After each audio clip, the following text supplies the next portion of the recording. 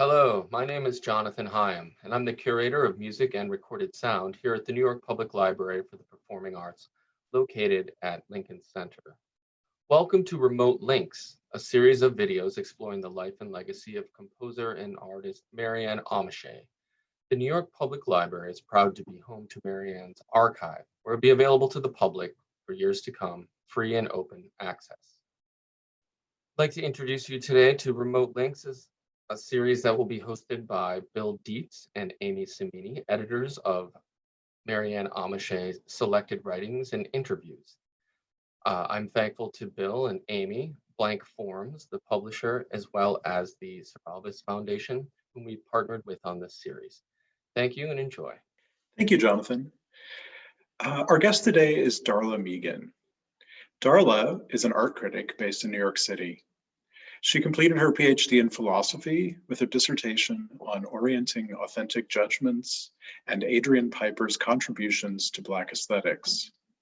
Her research takes up an interdisciplinary approach to the study of ethics and aesthetics, wherein to do philosophy also means learning from artists. In the fall of 2021, she will continue her research at the Independent Study Program of the Whitney Museum of American Art to prepare an article on institutional critique and Black art in the contemporary market. Darla's essays can be read in Art News, the Brooklyn Rail, CulturedMag, and Texte Kunst. Personally, I was introduced to Darla by our mutual friend, Amy Stillman, in the fall of 2017.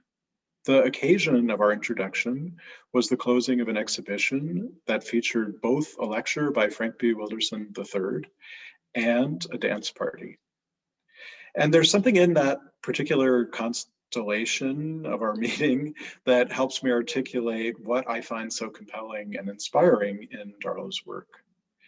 Something like her absolutely unflinching critical rigor and simultaneously her inseparable commitment to sensual intelligence. There's something there in that combination that feels also not too far from how I've come to understand Maryanne Amacher's thought. And because of that, there's no one else at the moment I can think of who I'd rather hear thinking about and reading Maryanne's words than Darla Migan. Thank you, Bill. I really appreciate your inviting me to join in on the discussion of your text.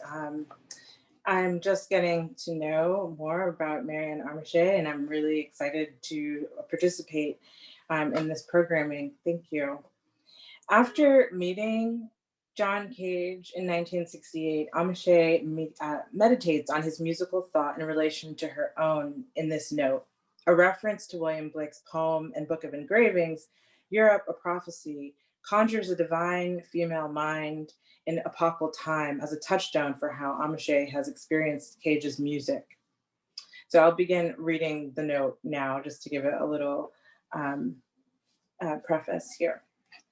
The completely personal world, the world of revelation, of reception, of your stepping out, opening doors. Imagine men, some 50 years from now, no longer enslaved to work. Imagine what they will be doing. What we do now is preparation for this state. It is mind cleansing, purifying the head and heart to receive, sensitizing the mind heart to every nerve, perceiving not a closed universe, but a universe in time, reaching back to when Anatharman slept, 1800 years, man was a dream. That's from William Blake. And here's Amacher again. Beethoven's big feet, stepping toward God, is this to me.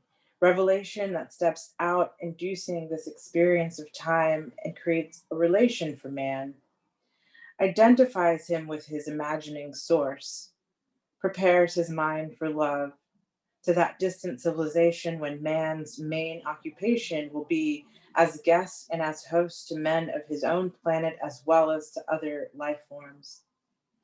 When men are gods to each other. The final exchange.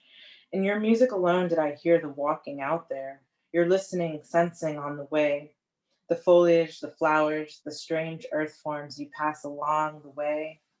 You compose the spirit and process of discovery. I've only been able to find and compose there, in that in that spiritual world. Imagine if we did not go through material. Imagine the beauty of the people walking through life. This is why electronically I feel it's necessary spiritually to make the powerful personal, to work hard and fast to turn what might be abused as control elements, what might be used to exploit the senses, to transform this material away from control into the openness. All art has traditionally always done what we have always done. In painting, in all the arts, this has always been the criteria for me. My other activities lie in the direction of technological design.